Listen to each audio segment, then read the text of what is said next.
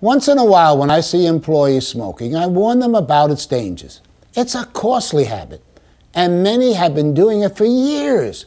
I can think of only 2 smokers who quit after my warnings. One was 32 years old. He quit after the doctors made an 8-inch cut into his chest for open heart surgery and warned him to stop smoking. It took open heart surgery to finally convince him to stop smoking.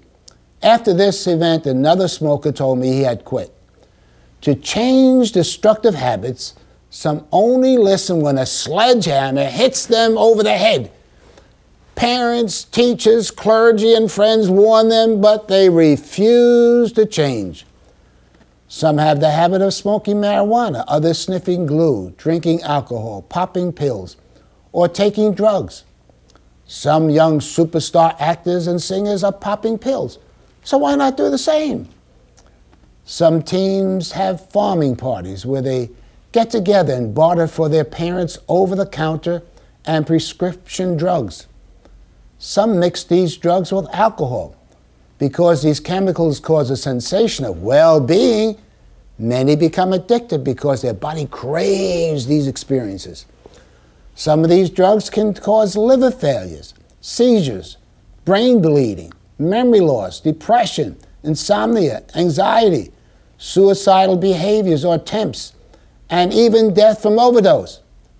Some teens steal prescription drugs from home and others buy drugs from drug pushers. How do drug pushers get teens to buy their drugs? Drug pushers understand the laws of habit, sell drugs to teens cheap, or even offer them at first for free, get them hooked on the drugs, and then sell them at regular price. What do many teens do? They go for the quick high and take the drugs. Remember, they're teens. They're strong. They can quit anytime they want.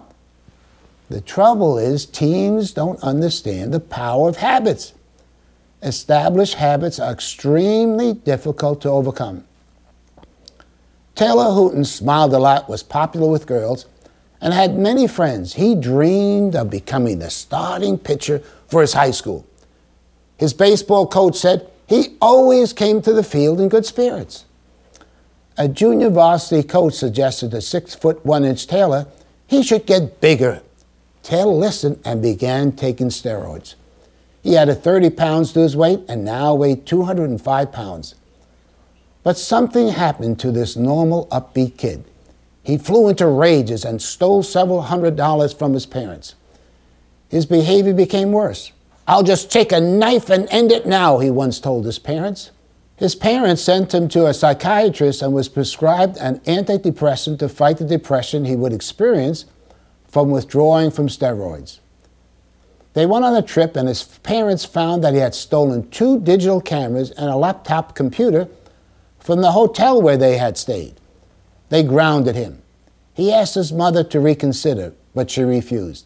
The next day, a month after his 17th birthday, he took a belt, made a noose, and hanged himself from a door. When his father and police searched the room, they found steroids hidden behind the radio on his desk. When they did an autopsy, they found he had steroids in his system.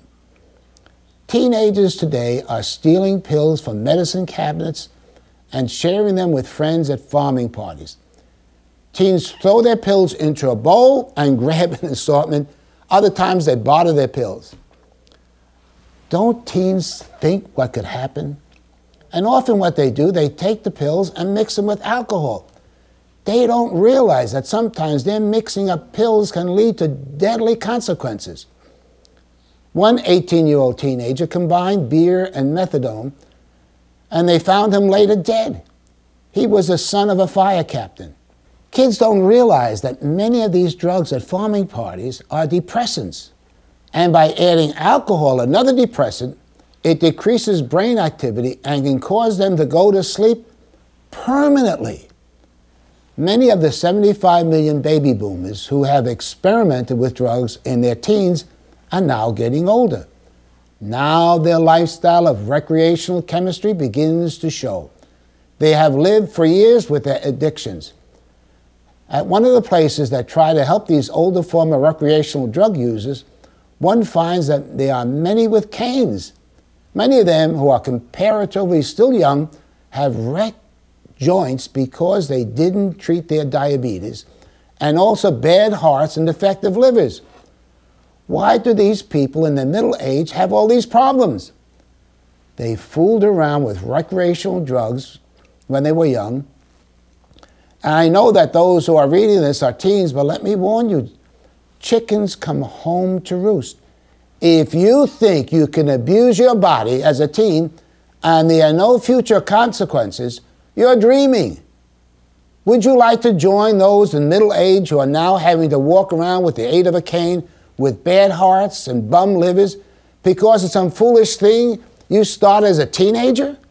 Or would you like to join millions of others who refuse to be pressured into following a destructive lifestyle and today have healthy bodies? It's your choice.